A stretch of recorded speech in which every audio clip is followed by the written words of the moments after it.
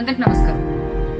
ఆంధ్ర రాష్ట్ర మాజీ ముఖ్యమంత్రి వర్యులు శ్రీ వైఎస్ జగన్మోహన్ రెడ్డి గారు మా వీగన్ మచిలీపట్నం, విజయవాడ, గుంటూరు అనే 3 ప్రాంతాలని కలుపుతూ అతి తక్కువ ఖర్చుతో, ఇప్పటి ప్రభుత్వం చెప్తున్న ఖర్చులో కేవలం ఒక 10% ఖర్చుతోనే ఎంత గొప్పగా మన కారిడార్ ను అభివృద్ధి చేసుకుంటూ రాజధాని నిర్మించుకోవచ్చు అనేటువంటి ఒక అంశాన్ని ప్రజల ముందుకు తీసుకొచ్చారు.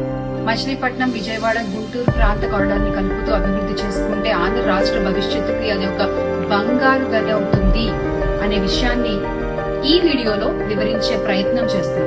వీడియో చివరికి ఎందుకు జగన్మోహన్ రెడ్డి గారు మా విగన్ అన్నారో మీకు క్లియర్ గా అర్థమవుతుంది. ముందుగా మచిలీపట్నం నుంచి మొదలు పెడదాం మన ప్రయాణాన్ని.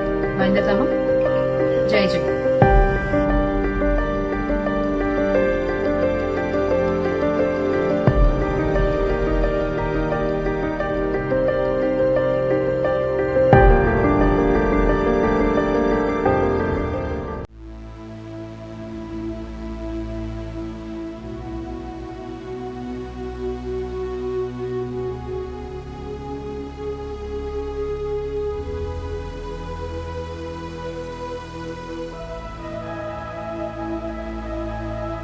వైఎస్ఆర్ కాంగ్రెస్ పార్టీ అధినేత, ఆంధ్ర రాష్ట్ర మాజీ ముఖ్యమంత్రి వర్యులు శ్రీ వైఎస్ జగన్మోహన్ రెడ్డి గారు రాష్ట్ర ప్రజల ముందుకు మా విగన్ మచిలీపట్నం, విజయవాడ, గుంటూరు అనే ప్రాంతాలని, ఆ చుట్టూ ఉన్న 110 కిలోమీటర్ల కారిడార్ ని అభివృద్ధి చేసుకున్నట్లయితే గనక అతి తక్కువ బడ్జెట్ లో అప్పుల పాలైపోకుండా మనం ఒక రాజధానిని డెవలప్ చేసుకోవచ్చు అనే ఒక ఆలోచనని రాష్ట్ర ప్రజల ముందుకు తీసుకురావడం జరిగింది. ఒక పక్క రాజధాని నిర్మాణానికి 2 లక్షల కోట్లు కావాలి అని ప్రస్తావిస్తున్న వేళ దాంట్లో 10% బడ్జెట్ తోనే ఈ మచిలీపట్నం, విజయవాడ, గుంటూరు చుట్టుపక్కల ప్రాంతాలని అనుసంధానించుకుంటూ కనుక అభివృద్ధి చేసుకున్నట్లయితే ఈ కారిడార్ ని మన రాష్ట్ర భవిష్యత్తుకి చాలా ఉపయోగపడుతుంది అని జగన్మోహన్ రెడ్డి గారు ప్రస్తావించడం జరిగింది. ఆ 2 లక్షల కోట్లలో 10% పెడితే చాలు ఈ మచిలీపట్నంకు, ఈ విజయవాడకు, ఈ గుంటూరు మధ్య కనెక్టివిటీ కోసం.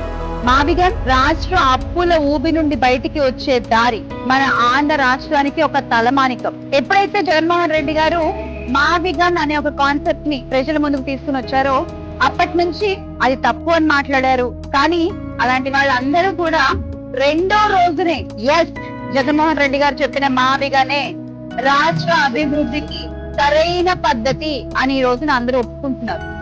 మచిలీపట్నం నుండి వాటర్ కనెక్టివిటీ, విజయవాడ నుండి ఎయిర్ కనెక్టివిటీ, గుంటూరు నుండి రోడ్ కనెక్టివిటీ, ఇలా మా విగన్ అని తీసుకుని ప్రతిపాదించినటువంటి ఈ మావిగన్ లో అసలు ఏమేమి ఉన్నాయి, ఎందుకు జగన్మోహన్ రెడ్డి గారు ఈ ప్రాంతాలను ఎంచుకున్నారు, ఎందుకని ఈ మూడింటిని అనుసంధానం చేస్తూ, ఎందుకని ఈ 3 కలిపి 110 కిలోమీటర్ల కారిడార్ ని కూడా కలిపి వీటిని అభివృద్ధి చేసుకోవాలని జగన్మోహన్ రెడ్డి గారు ఎందుకు చెప్పారు అనే విషయాన్ని మీకు క్లియర్ గా అర్థమయ్యేలా వివరించే ప్రయత్నం ఈ వీడియోలో చేయడం జరుగుతోంది. ముందుగా మచిలీపట్నం బయలుదేరదామా?